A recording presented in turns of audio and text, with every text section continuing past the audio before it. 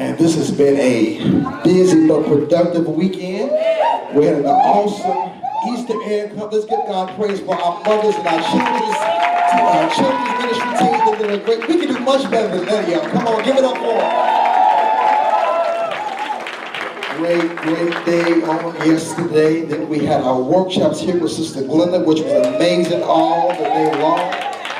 Hey, man, I know Jesus is going to give me sweet sleep tonight. I didn't go to bed until 2:30 this morning, just almost like a kid waiting for Christmas Day to come about this day. And then Carrie woke up at 5:30. I said, well, since you up, we might as well watch sunrise service. Amen. So I pulled the phone out, and she was engaging with those preachers this morning. So we've been up early. We've been ready. She done took a nap since that time, but we're ready to praise Jesus. Romans chapter 3.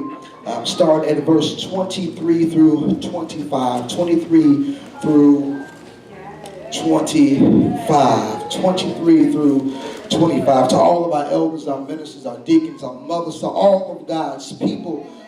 And are you glad to be in the house today on this Resurrection Sunday 2016? Will you have it, say amen?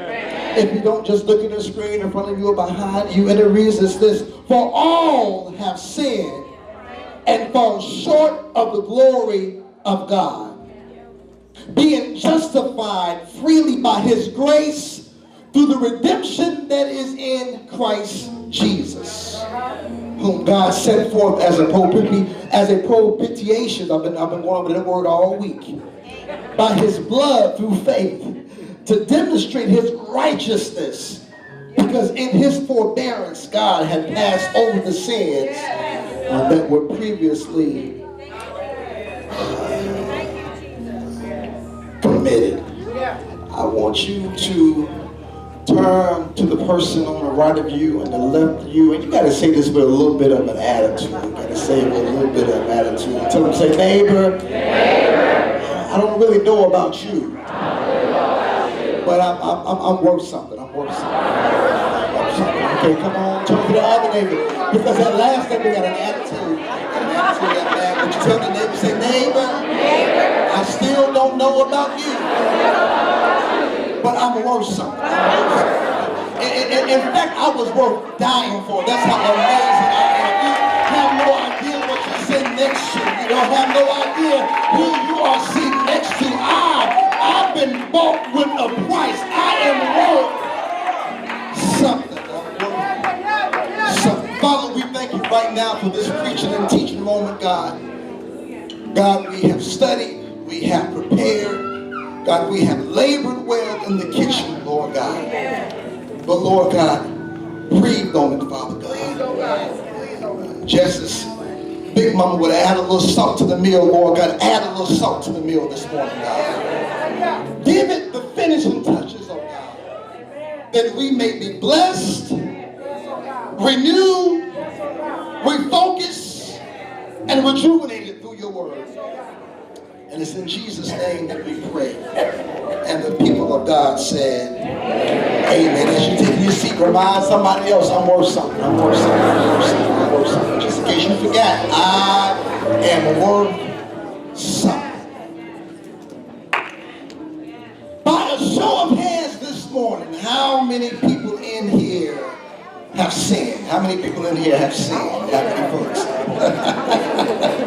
How many folks in here have sinned? You have missed the mark. Wayne Grudem defines sin as any failure to conform to the moral law of God in act, in attitude, or in nature. In other words, how many of us have been selfish to the point that we put God on the back burner and we want to do what we want to do, said what we wanted to say, did what we wanted to do, drank what we wanted to drink, slept with who we wanted to sleep with, all because I wanted to do it. All right. All of us. Somebody say all of us. All of us. Look at your neighbors and neighbors. That includes you too. That includes you too. That includes you too. All of us have sinned and we have fallen short of the glory of God, or otherwise we have missed the mark. We have missed the mark. The arrow was set. The target was set for us to be able to live a life that pleases God. But along the way, Jane, we've allowed for our selfish flesh to get in the way. And because we allow for our selfish flesh to be able to get in the way, sin brings about a disruption in our relationship with God. And because you have to remember this all the way back to in the beginning in Genesis with Adam, we were meant to live in perfect communion and harmony with God. The Bible says that God walked with Adam, that Adam walked with God in the cool of the day. And just as God did that with Adam, you and I were meant to walk in total commitment and total harmony and unification with our Lord. But because Adam allowed himself to not cover his wife and did not do his responsibility as a man to lead her and to guide her and to protect her, she fell into the traps of the enemy. And as soon as that happened, the Bible, God did not go and ask Eve why she did what she did. God went and found Adam and said, Adam, where were you? Where were you, Adam? Where were you at? You weren't on your post, Adam. And so now, because of that, now because of that, the covenant was broken. The relationship was broken between God and Adam. And so here you and I are today. Sinners. Trifling folks. Liars. Thieves. Oh, I'm calling a roll. I'll hit you in just a second. Cursers. Fornicators. Claiming kids on our taxes that's not even ours. Thieves. All of these things, these sins that have disrupted our relationship with God. And God said there has to be a way to be able to get man back right with me. There has to be a solution. There has to be a plan of action of how to be able to get man back in perfect harmony and a relationship with me. That's it. So Paul answers that question. Paul gives us God's plan and his solution for man to our devastation in life. What I love so much about God, that even though we have missed the mark, man, even though we have dropped the ball, even though we have sinned, we have lied, we have schemed, we have done all of these torturous things that offend our Lord and Savior Jesus Christ, God had a plan to be able to redeem us back in the right relationship with God. And so that's why this whole resurrection weekend is so important in the life of a believer. This is the greatest day in history. I know the birth of Jesus Christ is the greatest day in history, but this is the greatest day of history as well. We had our Savior born, but now we have our Savior that brought us back. So Paul here in Romans chapter 3, he gives us God's plan for man's devastation. He starts off right there in verse 23. Look at your Bibles. I told you, we are a Bible teaching church. You have to follow along. You have to keep your Bibles open. You have to keep your phones open. You got to keep your tablets open because we go straight from the book. So if you get your feelings hurt, don't blame me. Don't blame me. Talk to God when you get to heaven. I'm just a mailman. Amen. He says, for all have sinned and fall short of the glory of God. We all, somebody say all of us. All of us. Say all of us. All of us. Say all of us. All of us have missed the mark in pleasing God. We have failed to comply with God's law, with our acts, with our attitudes, and with our nature. That the sinful nature, Sister Rita, causes us to have a disruption in our relationship with God. And Paul says, before I can be able to give the solution to man's devastation, I have to remind you that you and I, all of us have sinned, that we have dropped the ball, that we have missed the mark, that we have done something, we have said something, we have thought something, we have acted upon something that has not been pleasing to God. Look at verse 24, it's still good news. He says, being justified, real quick. If you got a seat by you, just scoot in real quick, We're going to be stuffed in here like sardines today, but it's okay. We want to make sure everybody got a seat. If you got a seat by you, just come on and just fit in real good.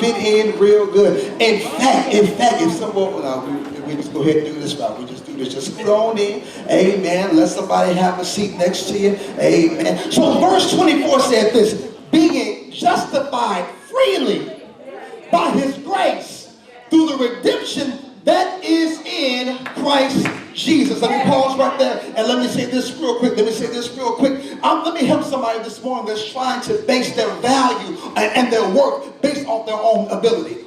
Let me help someone that's trying to get it right on their own. Let me help somebody this morning that's trying to get their life back on track. And you're trying to do everything that you can to be able to do better. You're trying to do everything that you can to kick the habit. You're trying to do everything that you can not to respond back. You're trying to do everything that you can to have the right attitude. Newsflash, you and I cannot get our own selves together.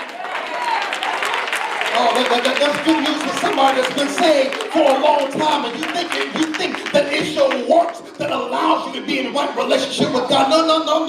It is not our works by which any man can be able to boast, but it's by the grace and the mercy and the blood and the love of Jesus Christ that brings us into perfect unity and love with our God. That's it. You and I can't get ourselves together. All of us got that one family member that we invite to church. We invited them to church after Grandma died. We was at the funeral of Glenda, and we said, hey, you gonna come to church with me next Sunday? They said, yeah, I'm gonna come to church with you next Sunday. But it's been 15 years. Grandma has been long gone and dead, and they still have not come to church with us yet. And we asked them, well, will you come to church with us? And they said, well, once I get myself together. All right. Everybody got that one uncle named Buddy that keeps saying that. Uncle Buddy keeps saying, I'm going to get myself together. And they're thinking that we have the power and the ability to do something to be able to get ourselves together. Hold on, here we go right here. Jesus has done for you what you couldn't do for yourself. Let me say it again, because that's good news this morning. That Jesus has done for you and I what you and I have not and don't have the power or the capability of being able to do ourselves. Verse 24 said, being justified freely by his grace through what? The redemption that is in who? Christ Jesus. I want to make sure y'all reading along with me. He says, you've been justified. You've been justified by my grace. Wayne Grudem, in his book, Systematic Theology, he breaks down this term, justification, which is a legal term. And he says this, justification is an instantaneous act, illegal act of God, in which he thinks our sins as forgiven, and he thinks of Christ's righteousness as belonging to us, and therefore declares us to be just or morally righteous in his sight. There was a whole lot. Let me say it again. Justification. Somebody said justification.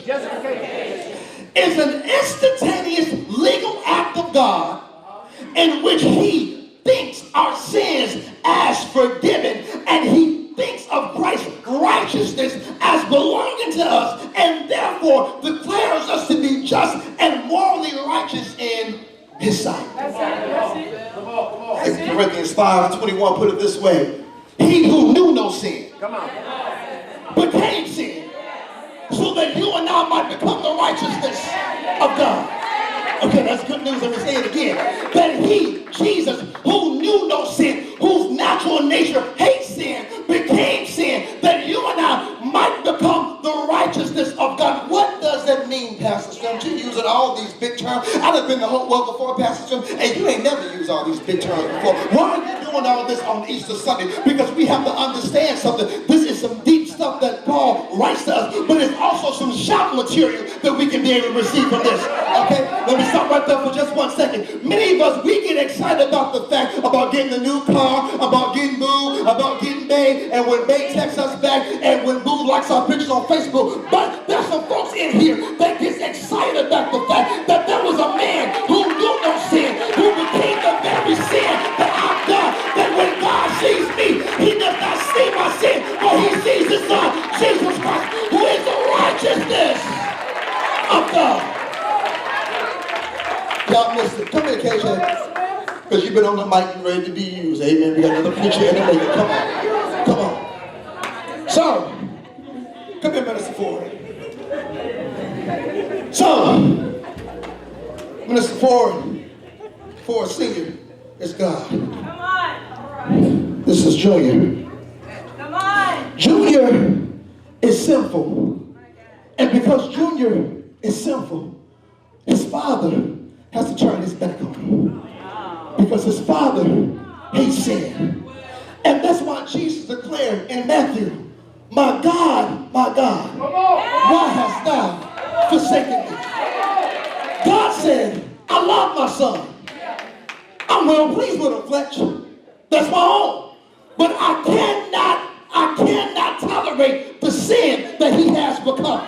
So I'm turning my back on my son now. Get this. So that he won't have to turn his back on us ever again. Okay, let me say it again. So God turns his back on his son, whom he loves, so that he never has to turn his back on us. And so when he turned his back on his son, he said, my son has taken on the very sin that you've done, the very act that you've done. So now, somebody say now. When my son comes in the presence of his God, this is a son who is sinful, but then the advocate steps in. And God does not see my sinful son, but he sees me. Somebody ought to praise God at the fact that when God sees me, he does not see the sin I've done. He does not see how I cursed somebody else before I came to church today. He did not see when I was talking crazy on social media and dropping it like he was hot and showing all of my blessed assurance. But when he sees me, he sees his son who knew no sin. Somebody praise God that he sees me. Oh God, that's good news this morning that he sees me. Sit down. 5, 4, 3, 2, 1. So now, he says, not only have you been justified by grace through redemption that's only found in Jesus Christ. Justified me by his grace as I'm married in favor. Nothing I can do today to get it. He just gives it to me because he loves me. And then he redeems me, which means he buys me back. He's my ransom. Buys me back. And the thing about it is, we can only find this in Jesus. You can't find it in money. Can't find it in sex. Can't find it in the booth. Can't find it in nobody else but in Christ Jesus. But then he goes on to say right here, verse 25, whom God set forth as a propitiation. In other words, our substitute sacrifice by his blood through faith to demonstrate his righteousness, because in his forbearance God has passed over the sins that was previously committed. God, that last part, Glenda, intrigued me about the forbearance. I had to look it up because I didn't understand what was going on. And I read some commentaries about the Calvary, and the commentary said that in the Old Testament, the sins almost had an IOU, a promissory note. But it was just covered. But by Jesus coming to be our substitute sacrifice, meaning on the old rugged cross on Calvary, he took the place that I so rightfully belong. But when he got on the cross, Dr. Eli, there was no longer a need for a promissory note. Jesus paid it all.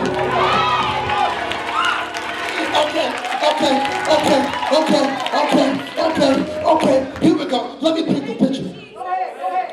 Wayne Grudem again, he paints the agonizing portrait of our Savior's horrific death. When crucified, Christ was forced to endure a slow death by suffocation, brought on by the weight of his own body. He was stretched out and fastened by nails to the cross. His arms supported most of the weight of his body. His chest cavity was pulled upward and outward, making it difficult for him to exhale and to draw in fresh breath. To breathe, he had to push up with his legs, put on all the weight on the nerves of his arms and his legs. His back, having already been withdrawn, scraped another rough splinter-filled wooden cross with each breath he took.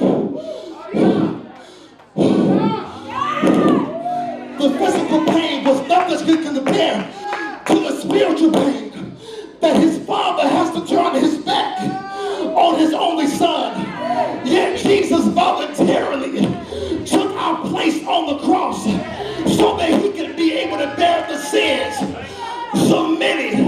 So he's there on the cross, stretched out and hung high, and his breathing is short. And he says, I could come down, but I will only save myself. But I can't come down because from the very beginning, I was put here on a mission to bear the sins of the earth. I was made to be here, to come on this cross, to take on the sins of people who may never love me, who may never call on me, but I'm here to pay their debt once and for all, because I knew some 2,000 years later there would be somebody at 400 East Main Street that needed to be reminded that they're worth something and that they don't have to settle in life because I paid a cost.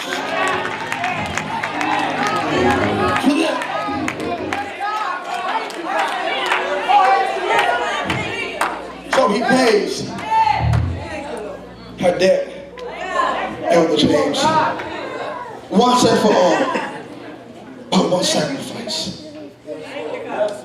This is what blows my mind.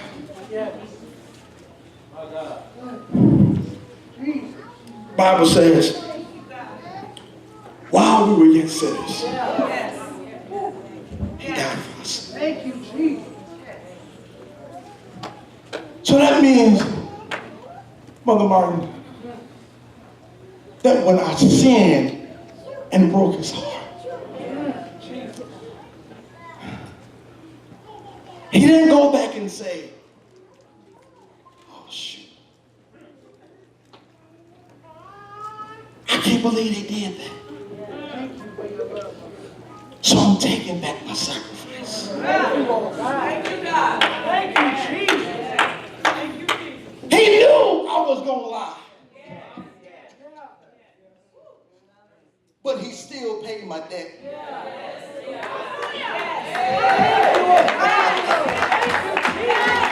He still paid my debt with one sacrifice.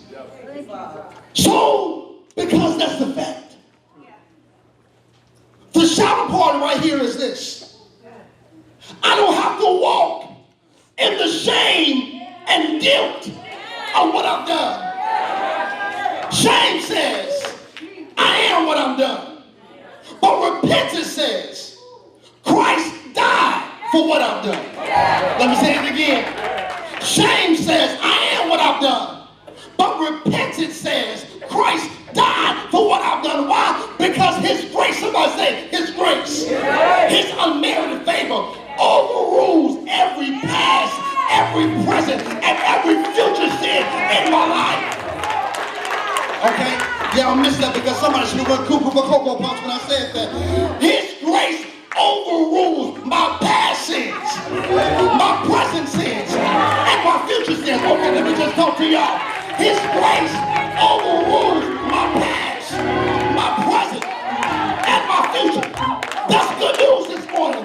For the Bible says there is no condemnation to those who are in Christ Jesus. So I don't have to condemn myself.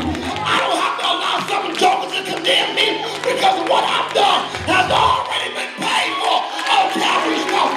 Come on, somebody, and give God a praise.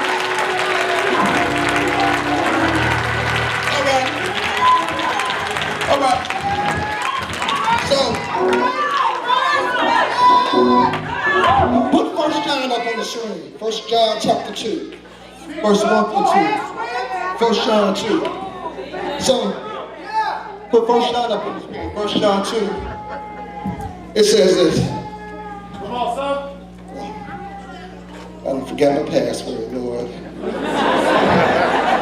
Holy Ghost activate. Here we go.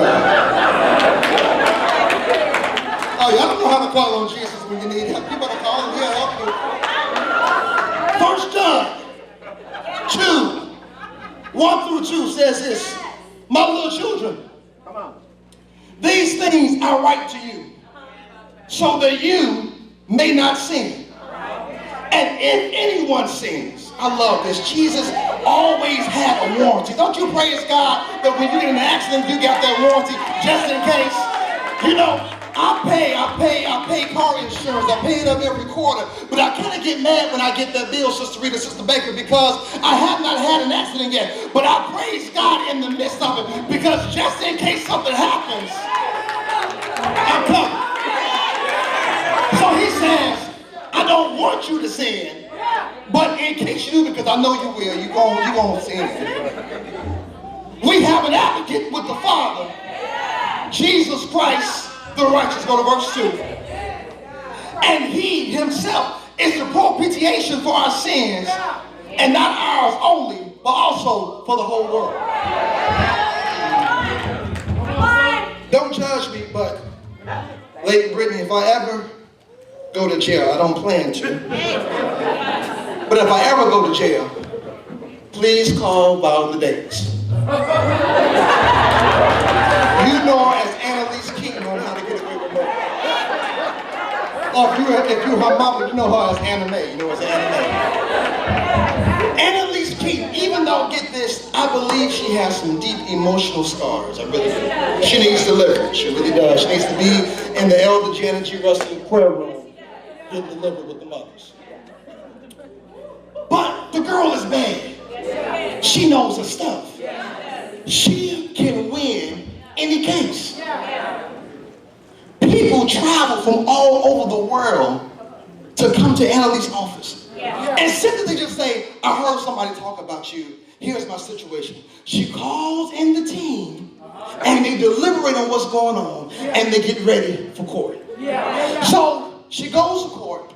She gets there in court and she tells her client, and they whisper to her, they say, hey, Annalise, I did it. And she'll ask them, but do you believe you're guilty? Do you think you're not guilty? They be confused, but I did it. She said, do you think you're not guilty? But I did it. Do you think you're not guilty? I'm not guilty. Okay, I'm not guilty. And so she makes contact with the guy eye contact with the guy with the nice beard, and he goes out and do crazy stuff. And she sits there and she reminds her client, get this, she reminds her client, don't say nothing. Why? Because anything you say can be used against you in a court of law. Keep your mouth shut. Quiet. And so the court case goes on and starts to proceed, and stuff gets rough in the courthouse. And Annalise says, Your Honor, may I approach the bench? Come on, son. She comes to the bench and she begins to advocate for her client. Advocate means, let me get my notes, I don't want to mess this up. Advocate means one who pleads the case for another. An advocate is someone who is called to one's side. An advocate is someone's assistant, someone's helper, but most of all, an advocate is your defender. So Annalise comes and she approaches the bench. The judge is there, has files of evidence, newspaper articles showing that you were at the murder scene, booklets and, oh God, all types of evidence.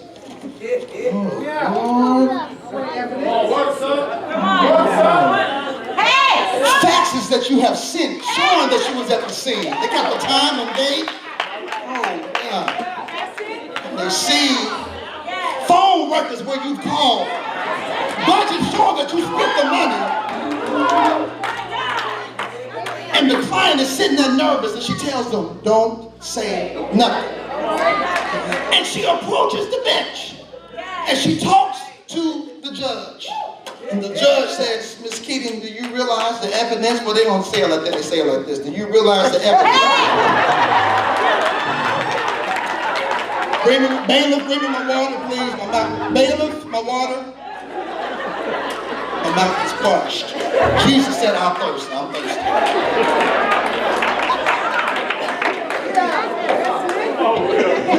So, Ms. Kenny, do you realize the evidence I have against your client? And Ms. Keating will say, Your Honor, I do, but.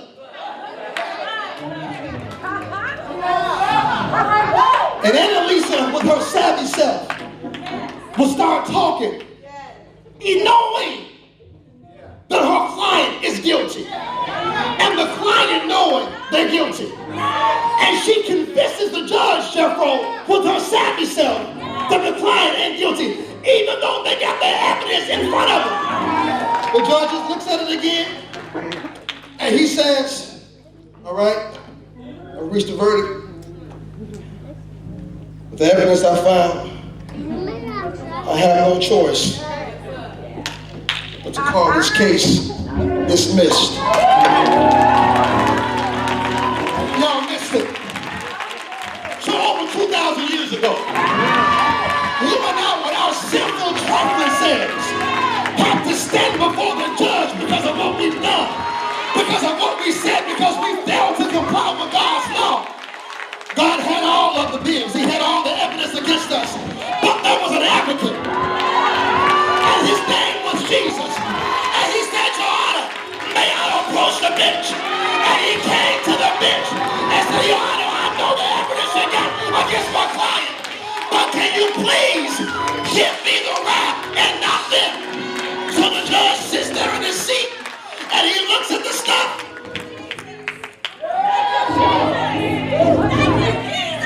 He says, all right, Jesus Christ, so you mean you're going to attack the sex they had, the rape that was done to them, the abandonment they experienced, the lies, the drinking, the backbiting, the gossiping, the molestation, the rejection. So you mean you're going to take all of that? And Jesus says yes. And so the judge says, case dismissed. You're free to go. I came to tell somebody in this first service, God told me to tell you, case dismissed. Go in peace. Case dismissed. Go on and live your life. Case dismissed. Go forward and do your do. Case dismissed. Somebody ought to praise God that the judge allowed for my advocate to speak on my behalf. Who am I preaching to this morning? I know I've done some stuff. You know you've done some stuff. But Jesus says, case dismissed. Open up your mouth and give God a praise.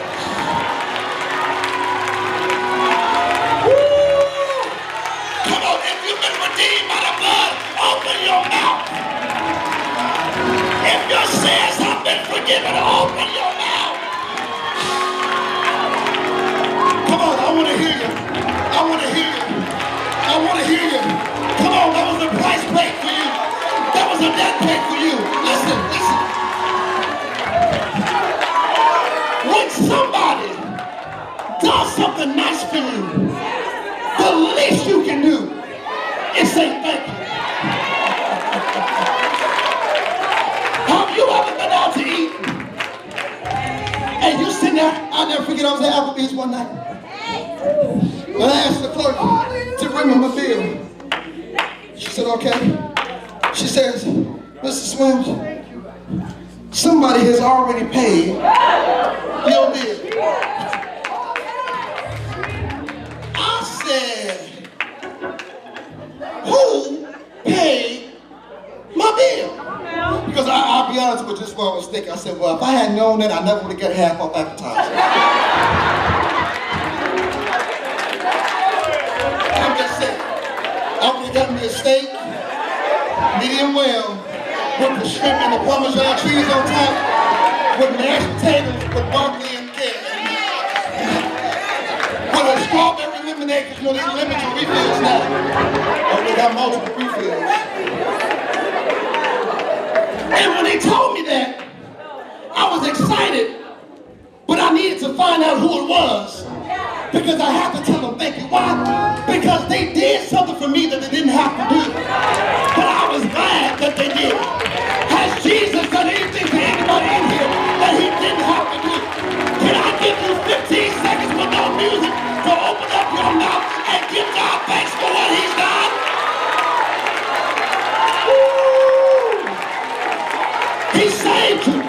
He delivered you.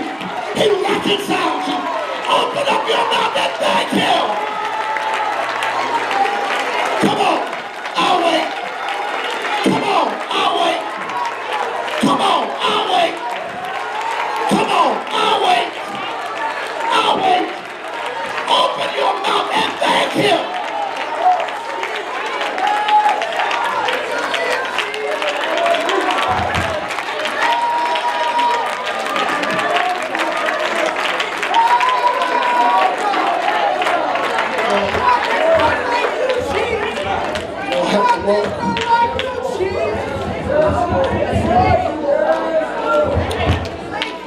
Because of God's plan for our devastation,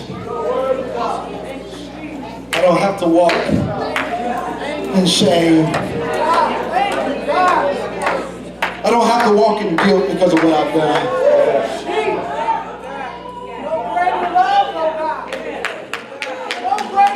Here's the difference. I don't walk in shame because I got confidence. Y'all missed that. Confidence is in myself, but confidence is in God. So I can walk in confidence, Mama Rita, knowing that I've dropped the ball and I've missed the mark. But I walk with my head high because I know my sins are forgiven. And my debt has been paid in full. There's somebody here today. Thank you, God. I'm an extended invitation, but you gotta respond quick. There's somebody here that you've been walking in the shame and guilt of what you've done. I can't even lie to you. We all done this messed up stuff. I mean, low down, trifling stuff. But when I have a repentant heart, God don't see me. He sees the Son, which was imputed to me as righteousness.